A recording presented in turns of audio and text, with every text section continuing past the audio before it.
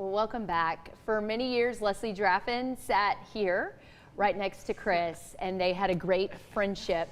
She was so kind to join us here today to talk about Kris and share some of her favorite memories. When you first found out, you were calling all of us, and you've always been a part of the team, even though you haven't been sitting at this desk, and Kris would be so honored if you were here today. Yeah, you know, I heard the news yesterday, and I think like everybody, I was just in shock because the world just like immediately felt smaller when he wasn't here anymore, to find out that he wasn't here.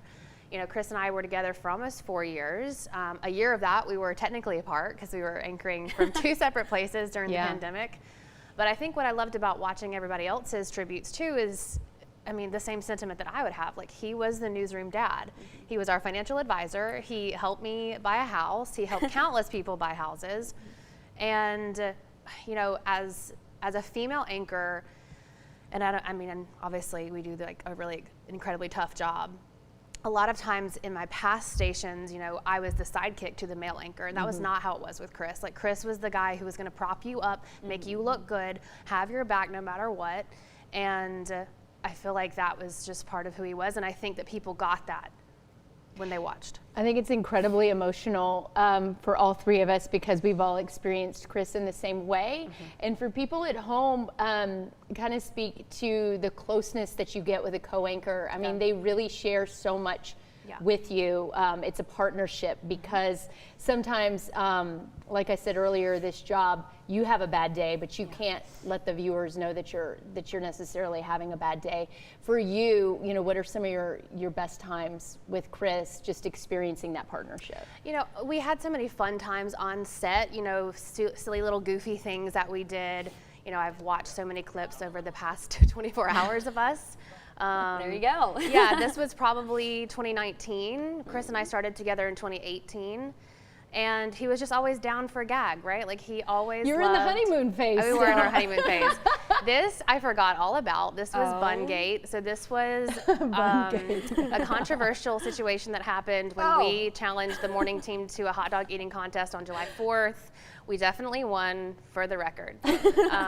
And Kris was always like, he used to do these Radcliffe on the records. They were great. He just loved bringing his own take to, you know, the news, and you guys knew that. And I was blessed to be able to sit next to him and sweat to death like every 4th of July on the parade. Yeah, it was just, hanging with Kris at work was like hanging with your friend. You mentioned, you know, when we come in, we have bad days.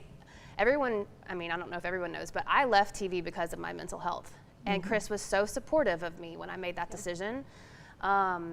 And we really do have to do these jobs at times when it's the worst of humanity. It's very difficult. And Kris was that guy who made it, I want to say happier, but like it was a family because Kris was there. And I looked back at my text to see the last time I talked to him. It was in May, and he was asking how I was, just out of the blue, and talking about his family and talking about the grandkids. And man, you know, I think I'm in shock just like everybody else, but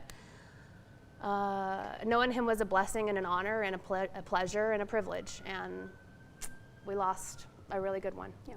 Well, and you learn so much about a person as to how they speak about other people when they're not around, and he always had kind words about you. Always kind words about both of you. And I know you share that sentiment. It's a great loss for all of us. And we know it's not easy being here today, but we know Kris would do it for all of us, and he's looking down, just so happy to have worked with every single one of us. Leslie, thank you so much for coming in tonight.